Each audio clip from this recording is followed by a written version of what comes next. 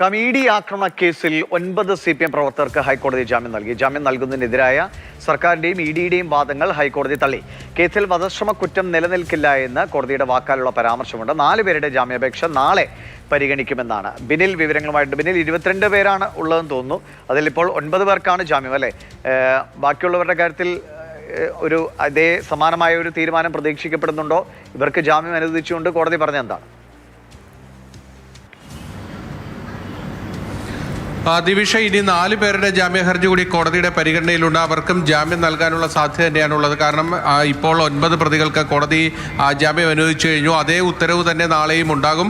ആ കാര്യത്തിൽ നാളെ വിശദമായി വാദം കേൾക്കാമെന്നാണ് ഹൈക്കോടതി ഇപ്പോൾ വ്യക്തമാക്കിയിരിക്കുന്നത്. ഇഡി ആക്രമണ കേസിലെ പ്രതികൾക്ക് ആദ്യമായിട്ടാണ് ഇത്തരത്തിൽ ഹൈക്കോടതിയിൽ നിന്ന് ജാമ്യം ലഭിക്കുന്നത്. നേരത്തെ ഒരാളുടെ കാര്യത്തിൽ തിരുവനന്തപുരത്ത് ജാമ്യം നൽകുകയും അത് വിവാദമാകുകയും ആ ജാമ്യത്തിനെതിരെ സംസ്ഥാന സർക്കാരും ഇഡിയും ഒക്കെ തന്നെ ഹൈക്കോടതിയിൽ ഹർജി നൽകിയിരിക്കുകയാണ്. ഇതിനിടയിലാണ് 67 ദിവസം ജയിലിൽ തുടരുന്ന പശ്ചാത്തലത്തിൽ ഹൈക്കോടതി ഈ കേസിലെ 9 പ്രതികൾക്ക് ജാമ്യം നൽകിയിരിക്കുന്നത്.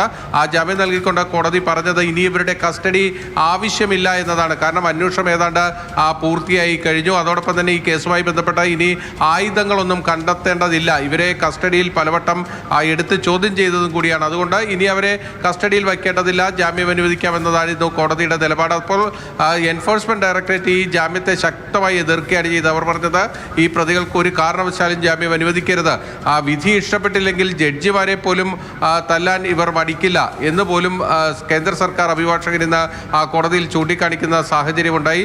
പക്ഷേ കോടതി ഇക്കാര്യത്തിൽ ഒരു വാക്കാലുള്ള നിരീക്ഷണം നടത്തിയത് ഈ കേസിലെ ഈ പ്രതികളുടെ മറ്റ് രേഖകളും ഒക്കെ പരിശോധിച്ച ശേഷം കോടതിക്ക് ബോധ്യപ്പെട്ടത് ഇതിൽ വലിയ പരിക്കുകളൊന്നും തന്നെ ഇഡി ഉദ്യോഗസ്ഥർക്കോ ഡ്രൈവർക്കോ ഒന്നും ഏറ്റിട്ടില്ല.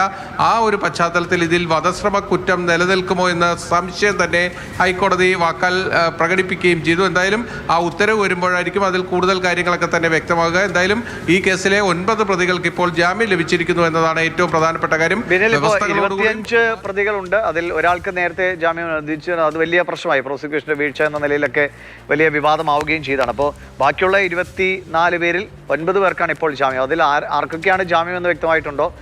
ബാക്കിയുള്ളവർക്കും എല്ലാവർക്കും തന്നെ ഇപ്പൊ നാളെ 4 പേരുടെ ജാമ്യാപേക്ഷയല്ലേ പരിഗണിക്കുക? മറ്റുള്ളവരുടെ കാര്യമോ? മറ്റുള്ളവർ ഇനി ഹൈക്കോടതിയിലേക്ക് എത്തുന്ന മുറയ്ക്ക് അവരുടെ ജാമ്യ ഹർജികൾ കൂടി കോടതി പരിഗണിക്കും. ഈ 9 പ്രതികളുടെ വിശദാംശങ്ങൾ പുറത്തേക്ക് വരുന്നതേ ഉള്ളൂ. ഇതിൽ പ്രധാനപ്പെട്ട പ്രതികളൊന്നുമല്ല എന്നതാണ് നമ്മൾ മനസ്സിലാക്കുന്നത്. നേരിട്ട് അക്രമത്തിൽ പങ്കെടുത്തിട്ടുള്ളവരല്ല ഇപ്പോൾ ഹൈക്കോടതിയിൽ എത്തിയിരിക്കുന്നത്. അതായത് ആ സംഘർഷമുണ്ടായപ്പോൾ ആ സ്ഥലത്ത് ഉണ്ടായിരുന്ന മറ്റു പലരെയും കൂടി ഈ കേസിൽ പ്രതികളാക്കി എന്നതാണ് CPMന്റെ ഏറ്റവും പ്രധാനപ്പെട്ട ആരോപണമായിട്ടുള്ളത്. ആ കാർ നേരിട്ട് ആക്രമിക്കുന്ന ദൃശ്യങ്ങളിലുള്ള അതിൽ പലർക്കും ജാമ്യം കിട്ടിയിട്ടില്ല, അവർ കോടതിയിലേക്ക് എത്തിയിട്ടില്ല. ആദ്യഘട്ടത്തിൽ ഇതൊരു തന്ത്രപരമായ നീക്കം തന്നെയാണ് നടന്നത്. അതായത് നേരിട്ട് ആക്ഷനിൽ ഈ ചിത്രങ്ങളിലൊന്നും വരാത്ത ആളുകളൊക്കെയാണ് ആദ്യഘട്ടത്തിൽ പറഞ്ഞതുപോലെ നേരിട്ട് അക്രമത്തിൽ പങ്കെടുത്തവർക്കായിരിക്കില്ല അതിന്റെ വിവരങ്ങൾ. ആർക്കാണ് ഈ 9 പേർക്ക് ജാമ്യം കിട്ടിയതിന്റെ വിവരങ്ങൾ പുറത്തു വരുന്നതേ ഉള്ളൂ. നമുക്കറിയാം, ദൃശ്യങ്ങളിൽ തന്നെയുണ്ട്. നേരിട്ട് മുട്ടയെറിഞ്ഞവരും നേരിട്ട് ഇഷ്ടിക കൊണ്ട് വണ്ടി ഇടിച്ചു തകർക്കുകയും ഒക്കെ ചെയ്ത, നേരിട്ട് കൃത്യമായി ഇതിൽ പങ്കുണ്ട് എന്ന് തെളിയിക്കപ്പെട്ടിട്ട് അല്ലെങ്കിൽ കൃത്യമായ ദൃശ്യങ്ങളുള്ള ആളുകളുണ്ട്. അവരുടെ ആയിരിക്കില്ല.